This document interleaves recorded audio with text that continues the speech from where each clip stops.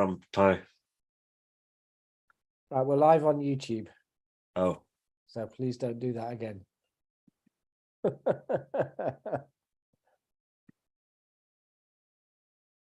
Right. Are we ready to rock?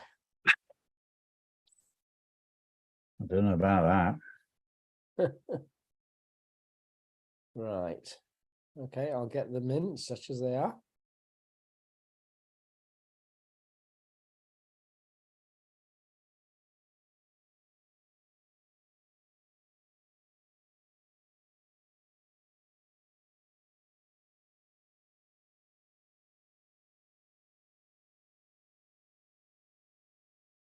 Good morning, everybody, and welcome to the very last session of Teaching Live for the school year.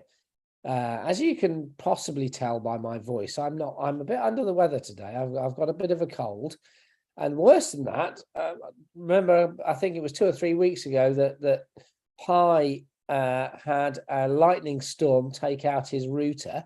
Well, I had exactly the same thing last night. So my wireless Wi-Fi router has blown up, so I'm tethered to my phone, but it actually looks fairly okay at the moment. If I start going all breaking up and things, I'll just hand over to David and he's primed, ready to take over. How are you this morning, Pie? I'm very well. Nothing much has happened to me since I last appeared here, other than I found an enormous toad living around by the back door, which I was very excited to see. I know it's a toad because the frogs are the green shiny ones, and this is a sort of greeny grey, quite dark colour, and it's all knobbly and warty looking, yes, and very, very slow. So I know it's a toad. I don't know. I thought they needed water, so I don't quite know what it's doing, but maybe it's just that's where puddles gather when it rains, so maybe it likes that. But other than that, I have nothing to report about my life. Okay. the exciting things that happen in Stroud. Exactly, yes. It's all well, this explains why of course your imagination is full of dragons and unicorns and stuff, Pie, because nothing ever happens where you live. Yeah, but a lot happens in here, I can tell you. Exactly. That's where I live.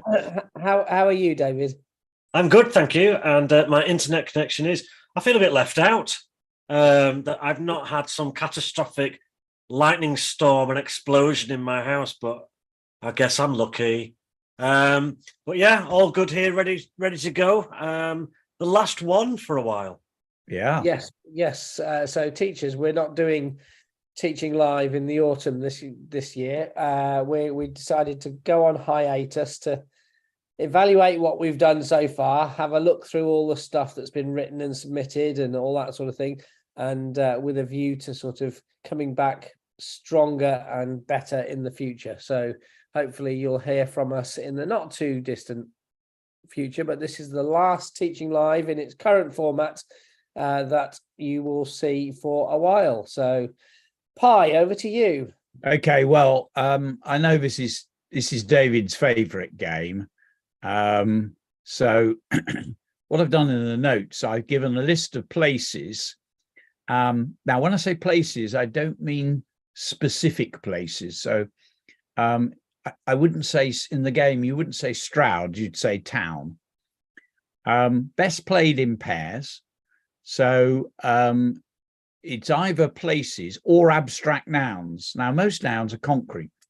So most nouns are words like, they're things that you can touch, like bottle or the phone or the book. We know it's a noun because you can put the, a, or an in front of it, and usually you can pluralize it. In other words, you can say the bottles or the phones. So the, a, or an in front of the word, pluralize it. But there are some abstract nouns. These are nouns that we know they're nouns, but you can't really touch them. So these are words like, take anger. You can, now, is it a noun? The anger that Pie felt. So it sounds like a noun. take kindness, the kindness. So fear, the fear. Can I pluralize it? The fears, yes. So those are the tests. And in order to play the game, partner A is places, partner B is abstract nouns. And I thought we'd do a little simple pattern where we invent animals, birds, fish, insects, geographical features, plants, trees, etc. So we're sort of creating a place and then populating it with flora and fauna. Flora being the plant life and fauna being all the creatures that are there. And you can also have geographical features as well. So let's have a go at doing this. David, do you want to be the places or the abstract nouns? I'll be the places.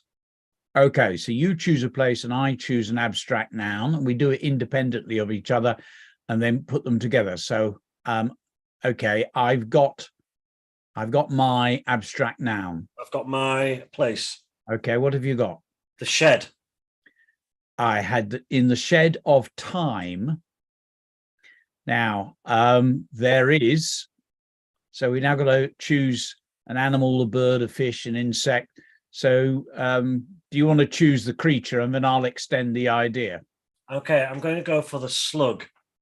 Okay, so in the shed of time, there is a slug that slithers at lightning speed and can chase human beings and moves faster than a cheetah. Okay, let's do another one. Oh, I don't like that. No, it's horrible. So, okay, you choose your place. I'm going to go with the University of Trust. So I've got trust. So in the University of Trust, there is, you choose an animal or a... Oh, I'm going to go with a giraffe. There is a giraffe. Now I've got to extend the idea. There is a giraffe with a very, very short neck. That is very thin because it can't reach the trees to eat the leaves. Let's do another one. Skinny, short-necked. Yes. Okay. I'm going to go with have you got yours? Yeah. The den. Okay, the den of dedication. Oh, I like it. Den of dedication there is. So you can do flora or fauna or geographical features. Okay, the den of dedication. There is a daddy longlegs. Oh, right. There is a daddy longlegs with wearing hobnailed boots. How many? That's a lot of boots. Yeah, those great big flying around. Yeah, those huge boots would be really dangerous. Okay, and then after 2 minutes, you swap roles. So let's have a go at that. Have you got your noun, David? Yes. Okay, I've got in the ocean of disaster. Okay, I've got to choose. I'm going to go with a geographical feature. There is a hill. You've got to extend it. In the what did you say at the beginning? I think it was ocean. The ocean of disaster. There is a hill on which chocolate flows in rivers and falls from the sky. Okay, let's do another one. Have you got your abstract noun? Yes. In the Garden of Doom. Oh, in the Garden of Doom, I'm going to go for I'll go for a plant this time. There is a rose. Now you extend it. There is a rose of poison. Okay. With what do you call that? Because they're not spikes. What do you call them on a rose? Thorns. Thorns. There is a rose of poison with moving and extending thorns that can kill you with a single touch. Okay. Okay, I think, John, people are probably ready. They've got the idea. So let's have 4 minutes on the clock. Right, so we've got 4 minutes on the clock. We've got 2 lists here from the notes. One, the places. So you've got places like planetarium, alleyway, moon, shed, academy, all sorts of different places. And then you've got abstract nouns such as intelligence, charity, hope, despair, all of those there. And you can come up with your own as well, but I'll leave those on screen for you. So you've got a source of information. And we'll just pull up the counter, and 4 minutes. After 2 minutes, I'll swap you over. So 4 minutes starting now.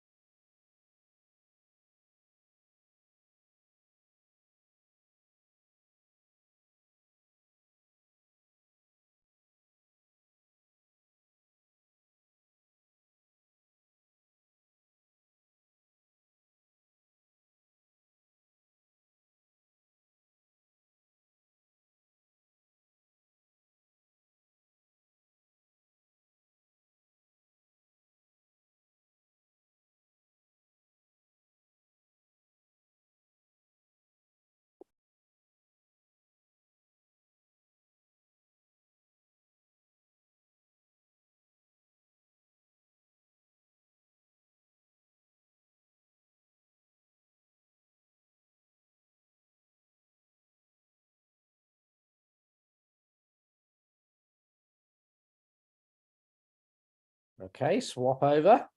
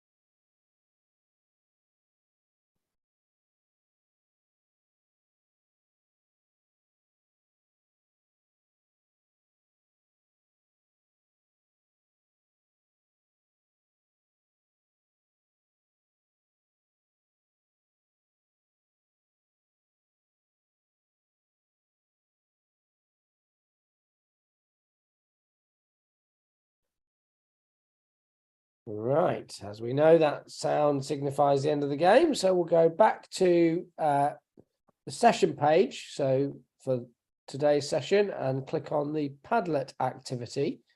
And Pie, what are we doing this morning? Well, we've been on our journey, and we're writing a report for the Geographical Society who launched the whole thing. In terms of, we found a creature, a totally new species of creature, and we're going to write the report back about what was found, and this will be published in their Natural Fauna of the Great Wide. So in order to sort of limber up, we've got here, you can see, we're going to invent some creatures, and we're going to say what's the most amazing, or if you can see, I've listed some possibilities of ing words: most amazing, exciting, wonderful, weird, peculiar, alarming, powerful, stunning, the most extraordinary, frightening, bewildering, bedazzling, spectacular, sensational. There may be other adjectives that you can think of. The most amazing thing about, and then I've invented a creature, the star cruncher. Now, if you look down, John, you can see I've got a star cruncher, then a ground creeper, then a gull snatcher, then an adult cloud seeker. So I've invented a type of creature, and I've named it. First of all, what I did was I've named it rather like a kenning. I suppose it is a kenning in a way. So star cruncher, what I've done is I've thought of something like the moon, or the star, or a planet, or a tree, or a rock, or a hill, or a river. So think of something in nature, and then think of what it might do, and that gives you the ER bit, the verb bit. So I got star cruncher, ground. So I thought of the earth. I went for ground. What might it do? It might creep along. Ground creeper. I could have had earth digger. I could have a mole might be an earth digger, and a gull snatcher. So I've got a seagull, and they being snatched by some sort of creature, gull snatcher, and a cloud seeker. So think of something in the natural world, and then think about what it might do, the verb, and that gives you the hyphen and then the ER bit. So the first part of your sentence is the most amazing thing about. Now, it doesn't have to be amazing. I've given you a list there, so it could well be the most exciting, or the most wonderful, or the most peculiar thing about, and then you put your name of your creature. The moon spinner is that, and then you tell us what is amazing, or peculiar, or wonderful, or extraordinary. The most sensational thing about the ground creeper is that it lays over 100 eggs at a time. The most frightening thing about the juvenile, that means young as opposed to adult, gull snatcher, is that its sting can burn its way through steel. The most extraordinary thing about the adult cloud seeker is that it will disappear if frightened by a cat. So I think it's relatively straightforward, but a little bit of thinking is required. And Rory's straight off the mark there with the most sensational thing about the gurgle flurp is that it can spit venom from its mouth at speeds of 35 miles per hour. So that looks pretty spot on to me.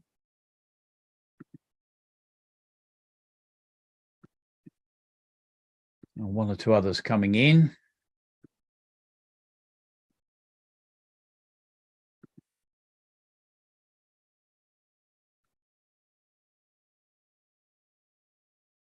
So you invent your new creature and use that sentence pattern in order to write something interesting. The most peculiar, so Marvin and Barnaby, the most peculiar thing about the creature. Now you need to name the creature.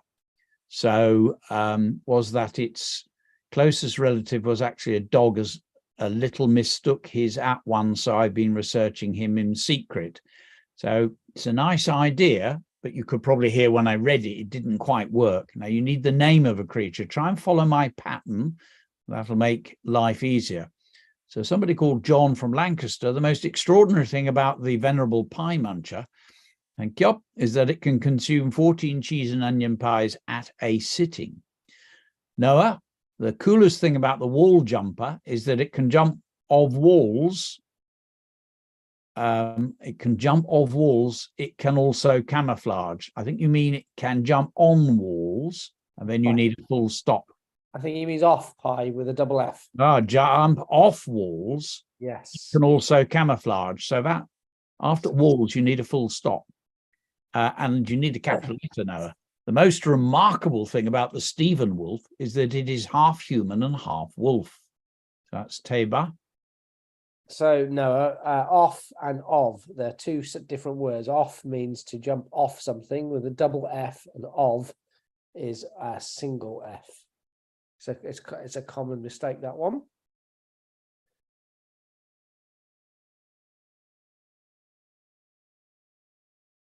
So Angel and Mahath, the most amazing thing about the juvenile shark biter is it live in the midnight zone. Is that it lives in the midnight zone, full stop, but I like the idea. Remember to double check everyone before you post. So Ella from Stone, most amazing thing about the black killer is that it camouflages in the shadows. Interesting idea. Might strengthen the black killer. Think of something that's black. So you might have ebony killer or coal killer. Think of something dark that you might use. Mera from Bolton Parish. The most amazing thing about the ball chaser is it will bring the ball back to you. I think you're thinking of dogs here. Yeah, I'm loving it. Oh, they're coming in thick and fast now.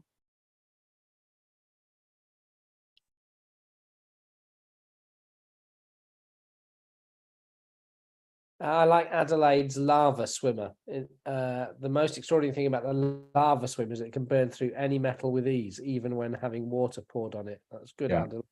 Adelaide. That one reads well.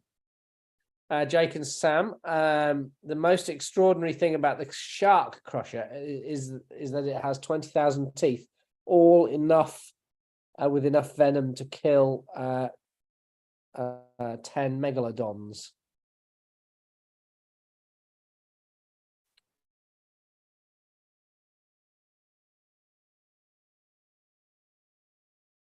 Lewis and Max have developed the macaroni monster. I think it's worth putting a hyphen between to join the two words together. Is that it can disguise itself into any pasta. I like that one. I just like the name, the macaroni monster. It's good, isn't it?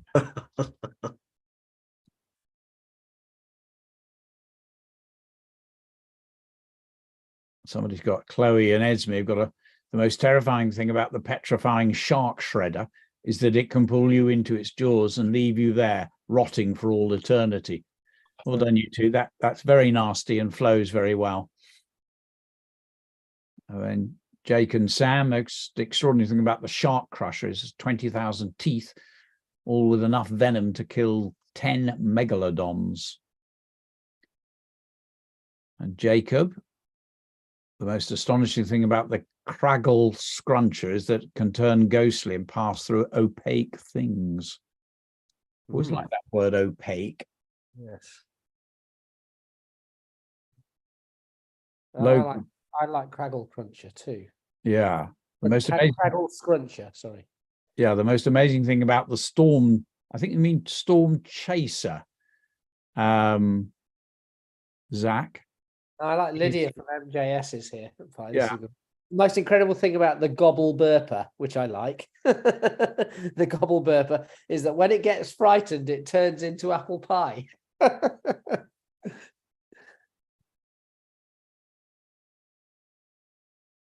Okay. And what this shows, John, is that if you follow the sentence pattern, you'll come up with something reasonable. So some of the Bolton Parish Year 4 children and Year 3 writing some nice sentences.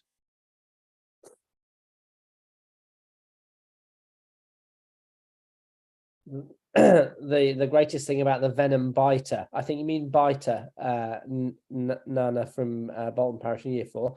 Biter has got one T, otherwise it becomes bitter. is that it has the deadliest bite and it can fly for 1,000 miles without stopping. Yeah, Okay. nice Right. idea. Yeah, we'll come out of the Padlet, Okay. and we will go to our audio. So have we got any audio today, David? We have, yes, we have. Well, it's quite fitting actually. We have just one audio that was submitted today, and that was from Ibrahim. And I know Ibrahim's worked really hard, not just this season, but on other seasons as well. So for our last one, it only seems fitting that we depart with Ibrahim and his piece of writing. So we know what to expect from Ibrahim: a well-written, slow delivery, careful delivery. And so if you want to press play, John, and we'll listen to Ibrahim from Bolton Parish. Mahmood died 29th November 4042. This evening I divided the crew into two to look for our shipwrecked friend. We studied the beach to try and find Haider's belongings. As we did this, another group of the crew searched for Corbett. I woke the people on the ship with a loud alert so we could all work together and find our frenemy. Firstly, we walked deeper into the sea. I made sure to remember my way. The sea went higher up my body. Sea creatures loomed and created a circle around us. 1 nanosecond, there was a complete stillness. The next, the sea crashed against rocks. After a minute, we came to a hole in the sea. Outside, there were shark bites and fish skeletons. Inside, there was an illuminating fire set with food on a long, wide table. We thought of what could live here. Most of the crew thought Haider got bitten by a shark and would be healing. As we thought, there was a wave that pushed us over, and with the ground, a shark swam in. It gave us a stare and came nearer. Unfortunately, it was a bull shark. These frightening creatures have teeth as yellow as a banana skin. It opened its mouth and tried to eat us whole. Luckily, there was a hole. We swam through it and escaped, but it followed us to the ship. It opened its mouth. Great ending there. It opened its mouth. It's just his delivery is just amazing. I think he's got a future in audiobooks. Definitely. I think, yeah, it kind of, there was some nice things in there, Pie. One thing that stood out was, when we look at any teacher, we look at where the children have used things we've taught them. Yes. And even though we're weeks and weeks and weeks on from inside and outside, yeah, it's in there. So he's showing us that he's adopted some of the techniques and used them fluently and really naturally. It's great. Yeah, it's really good. And it's been lovely to see Ibrahim's confidence and quality of the work. Indeed, as many others whose names we've got to know. Neve at St. Patrick's, for instance, Mia at St. Patrick's, Isabella at Stone with Woodford, Eloise, Evan, Isaac from Monera, Layla from Monera, Thomas from Monera. So many children who really developed their writing, really worked hard on it. And that's one of the things that I want to look at over the summer term, see if I can start putting things together, and maybe we'll put out another one of our anthologies with some of the bits of writing in. So, yeah, great work. Well done, Ibrahim and everybody else. Some fantastic work there. Very impressive. So, Padlet 2, John. We'll go on to Padlet 2. So I'll just bring up the screen. Let's have a look, see what we've got. Well, this is an old one that we've looked at before. So what we're going to do is just above the box, you can see I've written a reminder of body parts. So we're writing this report about this new species that we found when we were on our great adventure, our great journey looking for the explorer Wrigglesworth. And I've written a list of words there that might help us do some description. So I've written down, it doesn't have to have wings, of course, but I've written as a reminder, wings, legs, arms, scales, head, eyes, fingers, toes, talons, claws, body, jaws, teeth, abdomen, tail. There may be other body parts you can think of to mention. And then we've got in the main, these are our fronted adverbials. We got ones to add on more information in the first column. So words like additionally, moreover, furthermore. You'll notice that two of them don't have a comma. It is thought that, and many people believe that. So it is thought that the star cruncher only comes out at night, or many people believe that, or I suppose it could be a few people believe that the star cruncher is venomous. Then in the second column, you've got the everyday sort of adverbs, and we use those to draw the reader's attention to the fact you're about to tell them an amazing thing or a surprising thing. But as you pointed out before, John, it's not very amazing if you say, amazingly, the green grass cutter is green. That isn't an amazing fact. So if you're going to say interestingly, you've got to have an interesting fact. The third column, that's our generalizers.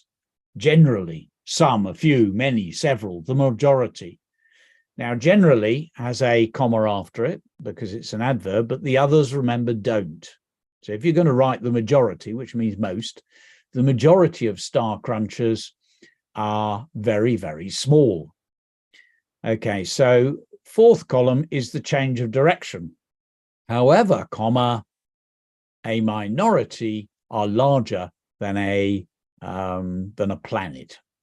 So you've got commas there for all of those other than the word despite. Despite being very large, then you'd get the comma. Despite being very large, comma, the star cruncher is very agile. So you've got to watch out for the grammar.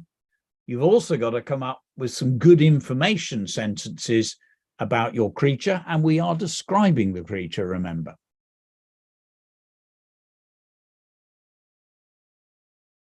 So you're practicing using a classic sentence starter from a report about a creature. Give us some good information, but try and control what you write on the Padlet. So don't put it up too quickly. Get your name in, school in, and then drop down to where it says write something fantastic.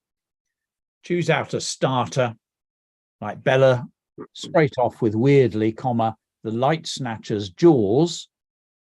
So I would put light snatcher as one word, Bella, so I'd hyphenate it and then get your apostrophe in. The light snatcher's jaws make the blood of its victims white so that no one will think it is dangerous. A nice sentence. Eloise, despite being the smallest creature, the soul snatcher could traumatize you for the rest of your life. Yep, I like the way you've done that one. It's a good complex sentence you've got going there.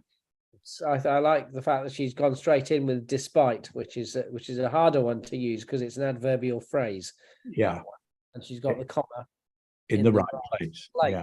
So I actually, as you mispronounced it, Snollsatcher. I think that's quite a good creature. The Snollsatcher, or Rory is.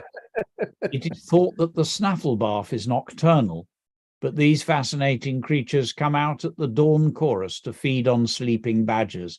I'm just loving it, Rory. Absolutely cracking stuff. Really good one.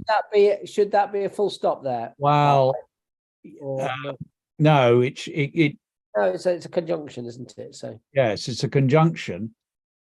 I'm not sure about the comma, but I think you can get away with that.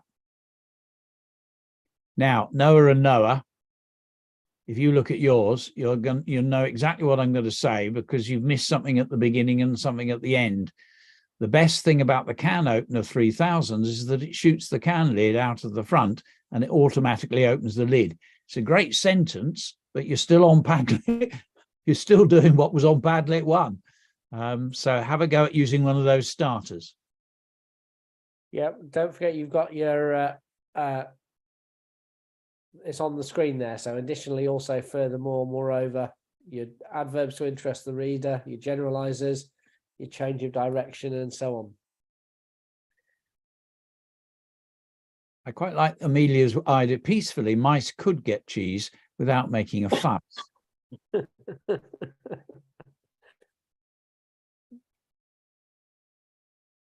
Now, Jake and Sam, interestingly, the shark crusher is smaller than an ant. It's remember, if a noun or an adjective or something starts with a vowel, it's an, not a. So it's an ant, not a ant, but is deadlier than a bolt of lightning combined with a volcano. Adele from Bolton Parish. Surprisingly, the flesh chomper's mouth is the smallest in the world, but can still fit most things in its mouth. So there's two things here, Adil. First of all, you've repeated mouth. You can still fit most things in it, would be fine. But the flesh chomper's mouth, it's the mouth to the flesh chomper. So you need an apostrophe. So between the R and the S, so that it shows belonging. So the flesh chomper's mouth is the smallest in the world, which I really like.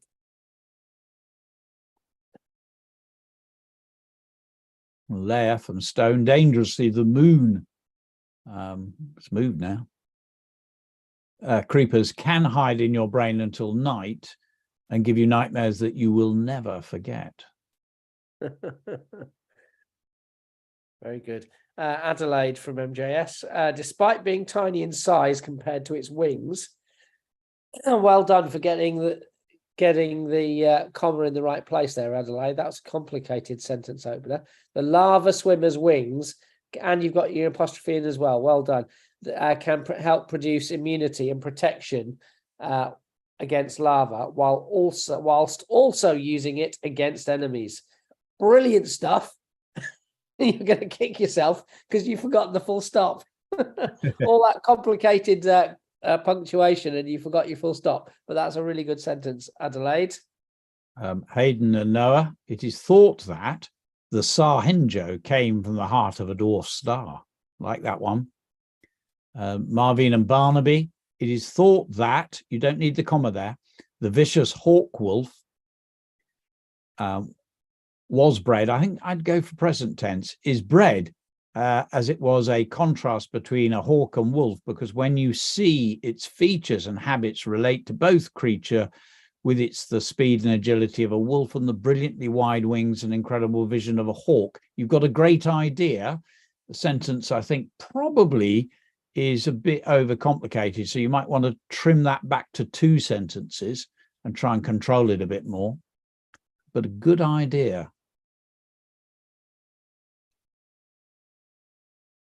Elliot from MJS, many people believe that the mega sus Pegasus's population is mainly crewmates, not imposters.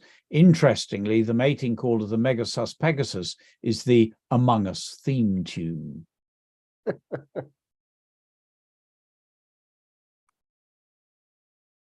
Hader and Ali from Bolton Parish, year 3. You might want to knit back and just look at your sentence. See if you can edit that to get a capital letter in there for us. Hamad from year 3 in Bolton Parish. Quietly, comma, the cheese muncher eats cheese for breakfast, then for lunch and the afternoon. And finally, eats cheese for the evening. It never stops eating cheese. The cheese muncher eats cheese every day. A lot of cheese. Yeah, a lot of cheese going on there. That's what I thought. Hetty and Bisma, despite the majority of dragons eating meat, comma, some of them also eat vegetables. Well done, nicely punctuated. I like Jacob's snow snipper. Oh, Even yes. though the snow snipper is big, it never makes a noise, for it's also part of the very few stealths. I'm not sure about the end of that one. You definitely don't need an apostrophe there, Jacob, because it's not belonging. It's just plural. Just have a look at the end of that sentence, but I really like the snow snipper. I think that's a good. I've got a good one here from Maxity and Louis. So even though the crocodilian, and if put in brackets how to pronounce it, crocodilian, is a giant, its movement is as swift as an owl. Lovely, lovely simile there. Oh, it's another great creature. I've just missed it. It was the goggle sleeper, which is a great creature. I've lost this. Despite the increasingly low amount or low number, I think you'd actually say, of goggle sleepers, people are still desperately trying to stop their extinction. Well done, Lydia. You got your comma in spot on. People are still desperately trying to stop their extinction. Good sentence. But I do like goggle sleeper. And Ibrahim has come in with most citizens think ember cobras could kill you with one bite. Also, when they do bite you, they suck all diamonds and electricity from your body. I didn't know I had diamonds and electricity in my body, but I do now. Okay, so that's the last Padlet done. So we'll go have a quick look in the gallery. Is there anything gone in the gallery, David? Yeah, I've had quite a few in the gallery. Looks quite healthy and spriteful. If I go for, there we go. I think we got a few dragons in there, haven't we? Look at that. Yes, we have. Wow, that one from Mia from Bolton Parish stands out immediately, as does Vanessa's from Bolton Parish. Look at that one. That's a terrific dragon's head. Well done, Mia. We've got Ibrahim, Adil. Well, Bolton Parish have gone to town on dragons. I like Harim's dragon there. Aziza has gone for a more, Isa has gone for a more friendly dragon. And Sophie has gone for a dragon's eye in detail. We've got some dragons from Monera as well. Jude has got a good one there. That's an interesting one from Callie and Mia. Loads more dragons from Monera. Gosh, we've got loads of dragons this week. I'm quite glad that Monera have got some dragons in, because they are, after all, a Welsh school and they should be the experts on dragons. Yeah, like Tom from Monera there, that dragon as well. So some great dragons. Well done, Bolton Parish and Monera. Really good effort there. Have we got a gallery challenge for the last week, Pie? Well, not really. I was rather feeble. I think I just said something or other like illustrate your writing, something a bit feeble like that. I thought I'd sort of go a bit light on it, because I think one, as you said last week, one nice thing you could do, because everything's been built around the book, all 10 sessions are built around the book. And I do think it would be, if there's enough time, it would be really nice to put at least the 4 chapters together, but you might actually create a whole book with the poems and the non-fiction and the chapters all together. So I thought a little bit of time for sorting things out like that would be worthwhile. Do share with us if you do manage to do that. Please. Yes, do exactly. Share with us the results, because that would be terrific to see. So yeah, you could put your explorer's report at the end of your book. You could put your, what was it we did last week? It was writing. It was it was the diary entry, wasn't it? The diary. So yeah, you could work a diary entry into the captain's log into your story as well at the right place. So you could certainly put the last 2 sessions into the book, couldn't you? Yes. Without too much difficulty. All right, so we will then go on to the today's blog challenge. So the Paradise Parrot. So I'm writing to the Geographical Society in role as a adventurer, as a professor about a new species, the Paradise Parrot. We are delighted to report to the Geographical Society that a new creature has been identified on the island of Zartex. We are calling this new species the Paradise Parrot. So I've sort of introduced myself and what I'm doing in this piece of writing right up front there in that first paragraph. We set off to search for this bird after members of the crew reported sighting a unique species, unique meaning there is only one of them, that was instantly recognizable as it had a third eye situated just above the beak. This extra eye rotated as if attempting to locate its prey. So this eye sort of moving around looking for prey. The bird's appearance is extraordinary. Firstly, it is larger than the African grey parrot. Additionally, its feathers change colour every few seconds, not only blending in with the background as a method of camouflage, but also in response to how it is feeling. Furthermore, its talons are similar to curved blades and can slice through wood. Moreover, the beak is also of immense strength. Consequently, it can crack open coconuts as easily as a child might open a chocolate egg. Now, in that one, John, you can see I've used a lot of those adverbials that we were practicing, like firstly, additionally, moreover, furthermore, consequently. So I was really practicing using those. The birds live. So that one was all about what it looks like. The next bit is where they live. The birds live close to the island's central volcano. Here they have many nests nestling in the warm earth and volcanic ash. It is believed that they need the warmth to help their eggs hatch, as they spend considerable lengths of time away from their nests scavenging for food. So that's where they live. Now I'm going to go on to diet. Their diet consists of eating small animals, fish, and birds. They're much feared on the island as they are so dangerous. The only way to avoid the third eye locating its prey is to keep very still. We notice that other animals on the island have now developed the ability to freeze when threatened.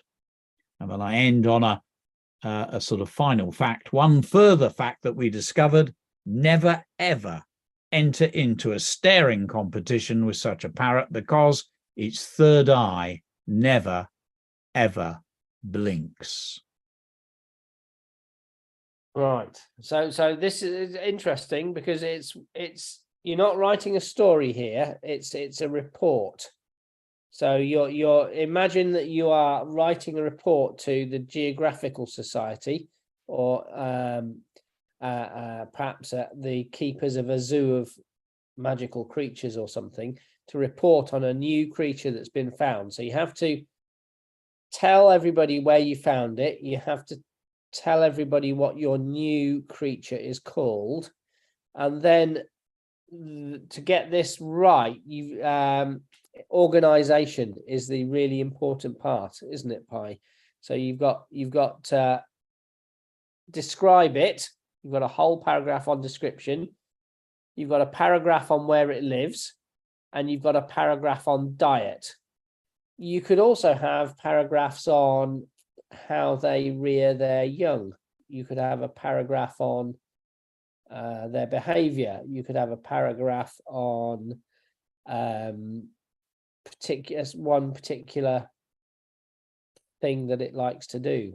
There's all sorts of things you can do, but the point is that each paragraph is separate. Isn't that right, Pie? It is. It's not a bad idea as a class to first of all list subheadings. So you're always going to have an ending of some sort.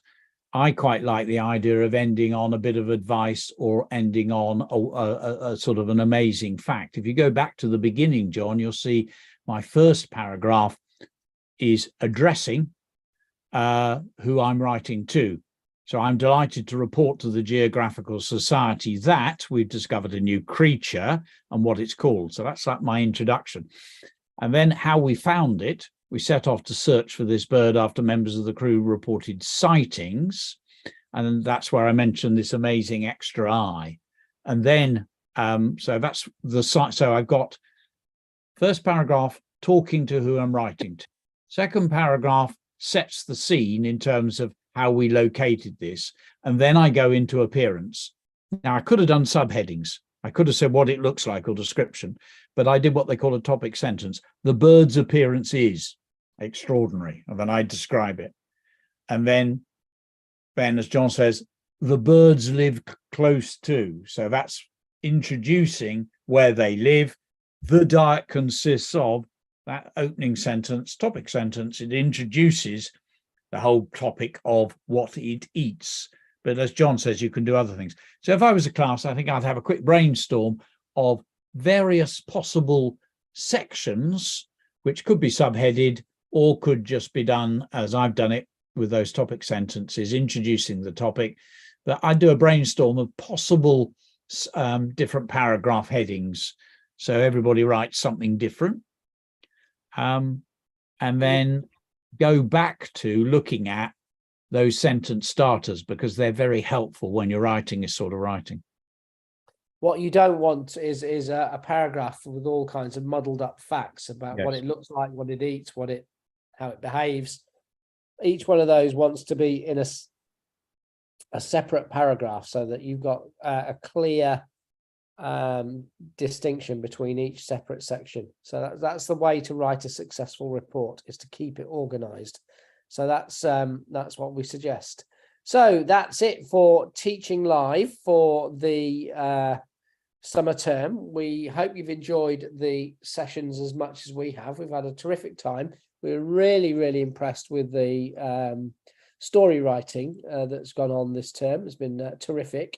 Do keep in touch with us. We will hopefully, we've got a few ideas about one or two little special events that we might run in the future. So keep an eye out for emails about that kind of thing that's going on. And, you know, I'm sure we will be back at some point, but it's been great having you all. Some of us schools, so Stoneworth Woodford, who are here today, you've been with us since day one, I think. Bolton Parish, the same. It's been terrific to have you all with us for such a long time. This is 3 years that we've been running Teaching Live. We also ought to mention the fact that every time a school subscribes to Teaching Live, we plant a tree, which is great. So over the 3 years, we've planted, I think, 529 trees, which is kind of like a small wood, really, of trees that we've planted because schools have signed up to Teaching Live. So we're quite proud of that fact, aren't we, Pie? I think it's a wonderful thing to have done, and so the amazing idea that there is a Teaching Live wood somewhere.